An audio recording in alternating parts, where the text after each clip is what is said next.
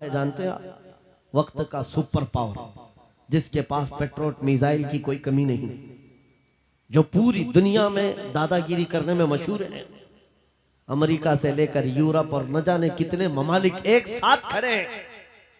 क्या कभी आप ये नहीं सोचते, हमारी आंखें तो बहती हैं, दर्द तो होता है, तकलीफ तो होती है, लेकिन प्राउड फील भी होता है कि इतने सारे कुत्ते अगर भौंक रहे हैं तो एक छोटे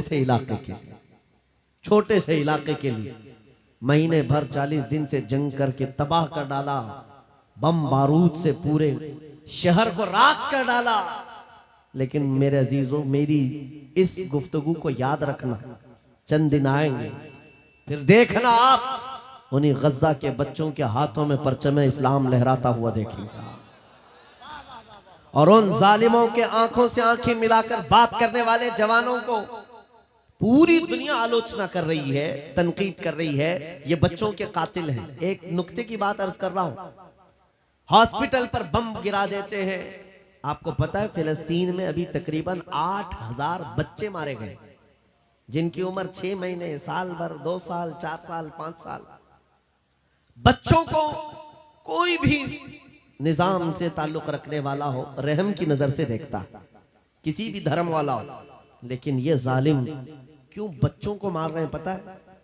वजह सिर्फ ये है, वो खौफ सता रहा है जो इकबाल ने 100 साल पहले कहा था, सुना है कुदसियों से मैंने कि वो शेर फिर होशियार होगा। इकबाल ने कहा था, सुना है कुदसियों से मैंने कि वो शेर फिर होशियार होगा। कौन सा शेर? निकल करके सहरा से जिसने उलट दिया था तख्ते रोमा को, वो शेर फिर होशियार होगा।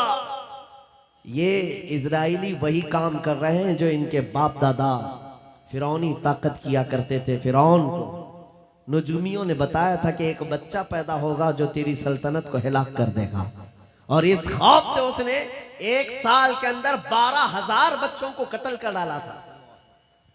नुजूमियों ने बताया था फिरौन के ख्वाब की ताबीर में 12,000 बच्चों को कत्ल कर डाला, लेकिन जो बच्चा इसकी सल्तनत को हिलाक करने वाला था वो मूसा अलैहिस्सलाम थे। पैदा भी हुए हैं और फिरौन के घर में ही अल्लाह ने उनको पाला। आपको पता है, तफसीर उठा करके देख लें, जब हजरत मूसा अलैहिस्सलाम की माँ, उनकी विलादत का वक्त करीब आया तो तहखाने में गई, बेटा पैदा हुआ। हालात ऐसे थे कि फिरौन जो भी बच्चा पैदा होता ज़बह कर देता था। कुरान में आया, युज़ब्बिहूना अब्नाअहुम व यस्तहयूना निसाअहुम। लड़की पैदा होती तो जिंदा छोड़ देते थे, बेटा पैदा होता तो ज़बह कर देते थे। अब मूसा अलैहिस्सलाम जब पैदा हुए तो क्या किया? खुदा की तकदीर और उसकी हिकमत के फैसले आपको मैं बता रहा हूँ, तफसीर से ताल्लुक रखने वाली बात। अल्लाह ताला ने मूसा अलैहिस्सलाम की माँ के दिल में ये बात डाला कि एक लकड़ी के संदूक में इनको रख करके दरिया में बहा दो। और रबतना अला कुलूब, अल्लाह ताला फरमाता है कि हमने उनके दिल को बांध दिया, मजबूत किया। किसको? हजरत मूसा की माँ को। उन्होंने एक संदूक में मूसा अलैहिस्सलाम को रखा और दरिया में बहा दिया। मूसा अलैहिस्सलाम की बड़ी बहन बहते हुए संदूक का पीछा करते हुए जा रही थी, देख रही थी कहाँ गया है संदूक। सीधे फिरौन के बागीचे के किनारे जाकर लग गए। फिरौन की औलाद नहीं थी, फिरौन की बीवी वो बागीचे में टहलने आई थी, देखा एक संदूक आकर लगा है, गुलाब जैसा हसीन बच्चा है, उठा लिया, प्यार किया और लेकर के आई। फिरौन से कहने लगी कि हम इसको अपना बेटा क्यों ना बना ले। पहले फिरौन तो डरा कि कहीं वो मेरी सल्तनत को हिलाक करने वाला बच्चा ये तो नहीं है। बीवी ने कहा, कैसी बात करते हो, ये तो दरिया से बह कर के आया है, तुम्हें पता नहीं मौला कहां से बहाकर तुम्हारी हिलाकत को लाए। तुम्हारी हिलाकत कहां से आएगी तुम्हें अंदाजा भी नहीं है। सुनो मेरी बात को। फिरौन ने बीवी की बात मान ली। मूसा अलैहिस्सलाम की परवरिश फिरौन के घर में हो रही है, फिरौन के घर में, और वो भी किस शान से।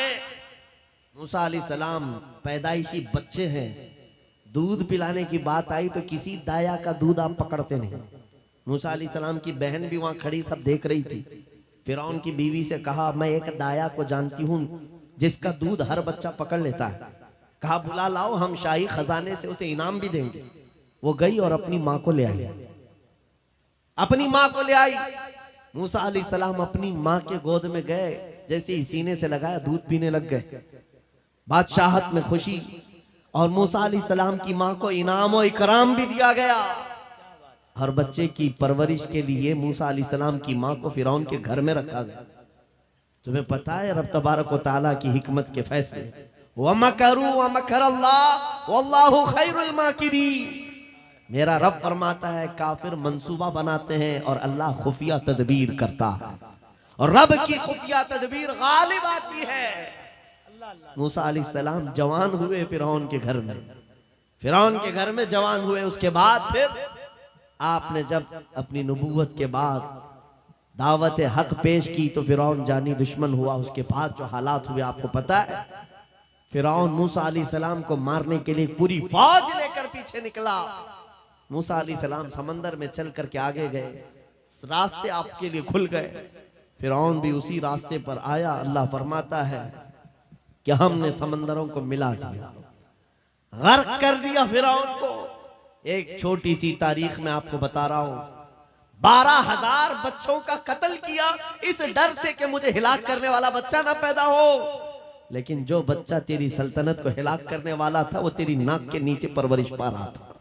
आज इन जालिमों ने गद्दा के हजारों बच्चों को सिर्फ इसलिए मारा है कि ये बड़े होकर के मुजाहिद ना बन जाए, ये बड़े होकर के हमें आंख दिखाने वाले ना बन जाए। और बाज़ाब्ता स्टेटमेंट में ये कहते भी हैं इन बच्चों को कत्ल करने से हमें कोई खौफ नहीं, कोई आपत्ति नहीं है, कोई तकलीफ नहीं है, इसलिए कि बड़े होकर के ये हमें आंख दिखाने वाले बनेंगे। ये डर तुम्हारा बता रहा है। कई हजार बच्चों को भी तुम कत्ल कर लो, लेकिन तुम अल्लाह की उस हिकमत से गाफिल हो। जालिमो, वो अनकरीब पैदा होगा जिसको दुनिया सलाहुद्दीन कहती है, वो अनकरीब होगा। मेरे अजीजों, आज के नौजवानों से मैं ये कहता हूं, तुम्हारे दौर में भी ये डरा सहमा हुआ जो माहौल है लोग बनाने की कोशिश कर रहे हैं। अभी देखना और हालात खराब किए जाएंगे। हमारी हुकूमत आएगी तो मस्जिदों को तोड़ डालेंगे, मदरसों को तोड़ डालेंगे। इन जालिमों को लगता है तुम्हारे सारे बिल्डोजर में ही ताकत है। सिर्फ ताकत इसी का नाम है। राज मिल जाए, तख्त मिल जाए, उस वक्त कुछ लोगों के ऊपर जुल्म करना आसान है। जिस तरह चंगेज ने भी किया, हलाकू ने भी किया, बड़े बड़े जालिमों ने किया है, और उनका हशर भी तुम्हें मालूम होना चाहिए। इंशाअल्लाह वो वक्त आएगा जब खसो खाशात की तरह तुम बहा दिए जाओगे, अखबारों में तुम्हारा नाम तक ना होगा। और अगर कुछ बाकी रहेगा तो क्या रहेगा?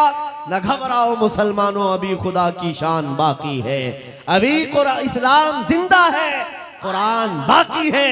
ये जालिम काफिर क्या समझते हैं जो रोज हमसे उलझते हैं? अरे अभी करबला का आखिरी मैदान बाकी है। नारे तकबीर, नारे रिसालत, मुहाफिज़े नामूसे रिसालत, मसलके आला हजरत। नौजवानों, इस यकीन के साथ और ईमान के साथ अपनी जिंदगी को आगे बढ़ाओ। खुदारा मैं तुमसे कहता हूं, अगले दिनों के बाद जब तुम्हारे इम्तिहान का वक्त आएगा, हर उस्ताद अपने बच्चे को इम्तिहान की तैयारी करा रहा होता है। बेटा सवालात ऐसे आएंगे, टाइम इतना होगा, स्क्वाड भी होंगे, चेक करने वाले एग्जाम हॉल में बार बार आएंगे, तुम्हें देखेंगे। उस वक्त तुम खौफ से अपने हाथ में कपकपी नहीं पैदा करना, दिल को जमाना और अपना इम्तिहान मुकम्मल करना। यह हर उस्ताद अपने बच्चों को तरकीन करता रहता है। अज़ीज़ान गिरामी वक़ार, इस मिंबरे नूर से मैं आपको इस बात की तलकीन करके जाता हूं, इम्तिहान की घड़ी अनकरीब आने वाली है आपके साथ भी। और जो इम्तिहान तुम्हारा होगा वो इस्तिकामत का इम्तिहान होगा, तुम्हारे ईमान पर जमे रहने का, तुम्हारे डटे रहने का इम्तिहान होगा। देखना बहुत सारे पार्टी बदल लेंगे, बहुत सारे मसलहतों के पर्दों में छुप जाएंगे, बहुत सारे लोग किसी की धोती में पना ले रहे होंगे, कोई किसी की साड़ी में पना ले रहा होगा, लेकिन जो आशिक़ मुस्तफा है वो बढ़ चढ़ करके ये ऐलान कर रहा होगा, अपना सब कुछ गुंबद खजरा कल भी था और मेरे नबी से मेरा रिश्ता कल भी था। और बस इस बात के साथ तुम्हें जमे रहना है, यकीन के साथ, एतमाद के साथ। अज़ीज़ान गिरामी वक़ार, कौन सी ऐसी ताकत है, कौन सी ऐसी कुव्वत है जिसने इस्लाम को खत्म किया या खत्म करने की ताकत रखती है? अल्लाह करीम जल्ल शानुहु खुद कुरान पाक में फरमाता है, युरीदूना लियुत्फिऊ नूरल्लाहि बिअफ़वाहिहिम व यअबल्लाहु इल्ला अन युतिम्मा नूरह। अल्लाह फरमाता है ये जालिम अपने मुंह के फूंकों से इस्लाम के चिराग को बुझाना चाहते हैं और अल्लाह तबारक व तआला इस चिराग को मुकम्मल करके रहेगा। दीन इस्लाम, अभी आप सुन रहे थे इस्लाम था, इस्लाम है, इसके साथ कुछ नहीं होना है, आपका इम्तिहान होना है। हमारे मरने के बाद अल्लाह ताला इस दीन की हिफाजत के लिए औरों को पैदा करेगा। वो कादिर मुतलक चाहे तो सख्त जानी दुश्मनों से भी ईमान वाले पैदा कर सकता है। हाँ, ये बात याद रखिए आप। ततारी जिन्होंने बगदाद को हिलाक करके रखा था, रब तबारक व तआला ने उन्हीं के सीनों में ईमान की दौलत दी और वो मुहाफिज इस्लाम बन गए। हमारे दौर में भी जितने आतंक मचा रहे हैं, कल इनके बच्चे ये नारा लगाएंगे इस्लाम था, इस्लाम है, इस्लाम रहेगा। हाँ, जितने आतंकवादी हैं सब नारा लगाएंगे इंशाअल्लाह। आप इंतजार करें इस बात का। लेकिन तुम अपने इम्तिहान में जमे रहो, डटे रहो। अगर तुमने नबी पाक सल्लल्लाहु अलैहि वसल्लम के इस दीन के साथ, इस शरीयत के साथ नाइंसाफी की तो कल मेरे आका को क्या जवाब दोगे? कल मैदान क़यामत में तुम्हें खड़े होना है, हुजूर पाक सल्लल्लाहु ताला अलैहि वसल्लम की बारगाह में जवाब देना है। अगर मेरे आका ने पूछ लिया कि जिस वक्त मेरी शरीयत पर हमले हो रहे थे, जिस वक्त मेरे दीन को कुत्ते नोचने की कोशिश कर रहे थे, ऐ नौजवान बता तू मेरी सुन्नतों के साथ कितना अमल कर रहा था? तुम क्या जवाब दोगे? आका मैं आपकी दाढ़ियां निकाल करके गटर नालियों में फेंकता था, मैं यहूदियों और ईसाइयों के तरीकों पर चलता था। क्या तुम नबी पाक को यह जवाब दोगे? आका रात भर में गाने सुन करके सोता था, सुबह फजर की नमाज कज़ा करता था, ये जवाब दोगे? क्या जवाब दोगे? आपके पास अगर जवाब नहीं देने की ताकत है तो आज ही बदल डालो, जिंदगी बदल डालो, आज इनकलाब ले आओ। देखना, मैं अक्सर ये बातें कहता हूं ना, मैं चाकू छुरी की बात करता हूं, ये तो शायर लोग तलवार उठाने की भी बात करते हैं। हाँ, ये कहते भी हैं समझौता नहीं होगा तलवार उठ जाएगी, मैं तो तलवार की भी बात नहीं करता। अरे प्लास्टिक का ब्लेड भी रख लो तो कल को हमको आतंकवादी घोषित कर दे। बम बारूद बंदूक किसी चीज की बात नहीं करता, सिर्फ इतनी बात करता हूं, नबी पाक के इश्क में मलबूस होकर तुम सिर्फ रास्तों में चलते फिरते रहोगे, तुम्हारी चलत फिरत से कई कीड़े यूं ही मर जाएंगे। हक है, वाह वाह, बहुत खूब। हुजूर पाक की सुन्नतों में वो दम है, वो असर है, तुम्हारी चलत फिरत से कई कीड़े फना हो जाए। बात सिर्फ इतनी है, दीवार क्या गिरी मेरे खस्ता मकान की, लोगों ने आने जाने का रास्ता बना लिया। होता यही है, कोई पुराना घर गिर जाए ना, लोग इधर से उधर आने का रास्ता बना लेते हैं। आज हमारी जमात के अंदर इंतशार हुआ, नौजवानों में आवारगी आ गई तो हर कुत्ता हमको ही टारगेट करने लग गया, हर कुत्ता हमें ही भौंकने लग गया। मेरे अजीजों, शिद्दत से आज उस सलाहुद्दीन अय्यूबी की बात याद आती है। क्या आपको पता है उनका दौर ऐसा है कि यहूदी माएँ, ईसाई माएँ अपने बच्चों को थपकियां देकर सुलाती थी, कहती बेटा सो जा नहीं तो सलाहुद्दीन आ जाएगा। हालांकि जुल्म से कोई तख्त नहीं बिछाया था, सुन्नत मुस्तफा का रौब ऐसा कायम था, हुजूर के इश्क का रौब कायम था, जिसकी वजह से पूरी दुनिया में उनकी तूती बोलती थी। आज करोड़ों की तादाद में है, करोड़ों की तादाद में जालिम हमें आंख दिखा रहे हैं। हमारे बच्चों का कत्ले आम, हमारी औरतों की इज्जतें नीलाम, हमारी गर्दनों पर राज, और बगैर किसी खौफ के शायर इस्लाम पर भौंकना आज की आदत सी बन गई। नौजवानों, तुम्हारे अंदर अगर ज़मीर बेदार है, गैरत मौजूद है, तो अपने आप को बदल डालो। जवाब देने का एक वक्त आएगा इंशाअल्लाह, वक्त आएगा जवाब देने का। लेकिन पहले मैं आपसे सिर्फ इतनी इल्तिमास करता हूं कि अपने आप को बदल लो। कल को हमारे पास फख्र होगा, फख्र के साथ किसी मैदान में उतरेंगे, वो तुम्हारे होलियों को ऊपर से नीचे देखते रहे और पूछते रहे ये कौन सी मखलूक है, ये कहां से आई हुई जमात है, तो हम सीना तान करके कहेंगे ये मोहम्मद अरबी के शेरों की जमात है। आज क्या हम दिखाएं लोगों को? गुटखा खाने वाले लोग दिखाएंगे? हम नौजवानों को बालियां पहने हुए, हाथों में चूड़ियां पहने हुए, चोटियां डाले हुए, जीन्स फटी हुई अल्लाह अल्लाह।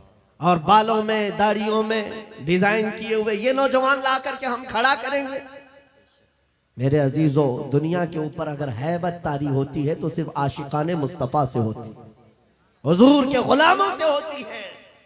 आज से 3 साल पहले पैरों से माजूर एक खादिम हुसैन ललकारता था, है हक है, वाह व्हील वाह। चेयर पर बैठ करके ललकारता था। अरे सफेद दाढ़ी हो चुकी, उम्र काफी है, सफेद दाढ़ी, पैरों में माजूरी, लेकिन पूरी दुनिया में ऐसी हैबत तारी कि यूरोप की जमीन भी हिलती नजर आए। हॉलैंड की पार्लियामेंट में बाज़ाब्ता उनको लेकर कहा जाए ये आदमी मोस्ट डेंजरस है, बहुत ज्यादा डेंजर है। हम सोचते हैं ये तो पैरों से माजूर सफेद दाढ़ी वाला व्हील चेयर पर बैठा हुआ तुम्हारे लिए कैसे डेंजर हो गया? तुम्हारे पास तो बहुत बड़े बड़े मिसाइल, एटम बम है, सब कुछ है। पता ये चला कि रब तबारक व तआला जो हैबत डालता है वो आशिक मुस्तफा की हैबत डालता है, हक है, बेशक। नबी पाक की सुन्नतों पर आमिल। है।